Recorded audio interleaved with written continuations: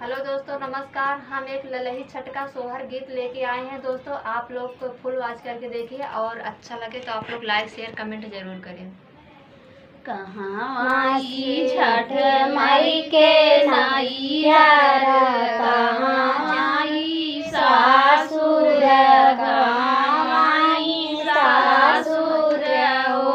बहिनी, कमाने बिरछ तारे उपजैता सब साखी पूजैता, सब साखी पूजैयो बहिनी, कमाने बिरछ तारे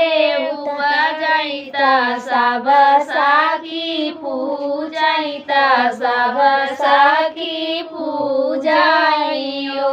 गोकुला में छठ माई के नैहर, मथुरा में सासुर, मथुरा में सासुर हो बहिनी, महुआ बिरछ तारे उपजैता सब साखी पूजैता, सब साखी पूजैयो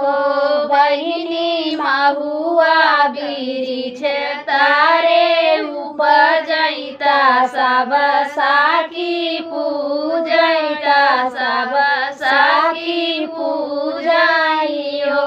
केहू के दिहु माई दुई लाला, केहू के चारि लाला, केहू के चारि लाला मैया हमहु बझनिया रहे ठाड़, माई नाही जितैलु, माई नाही जितैलु हो मैया हमहु बझनिया रहे ठाड़, माई नाही जितैलु, माई नाही जितैलु हो जाना बेटी अपने घर अपने ससुर घरे, अपने ससुर घरे हो बेटी आजू के नवाए महीना, बोरिला तोरे होई है लाला, तोरे होई है हो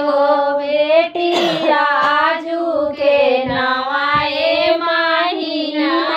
बोरिला तोरे होई है लाला, तोरे होई है हो बीती गाए सवना बहिना, माता लगतै भदवना, लगतै भदवना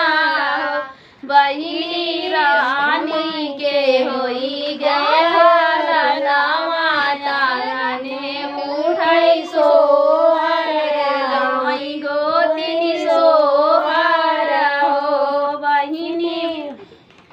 रानिया के होई गलनवा, गोतिनी गाई सोहर, गोतिनी गाई सोहर हो निहुरी निहुरी गाँठ बाँधैता, छठ माई के पूजैता, छठ माई के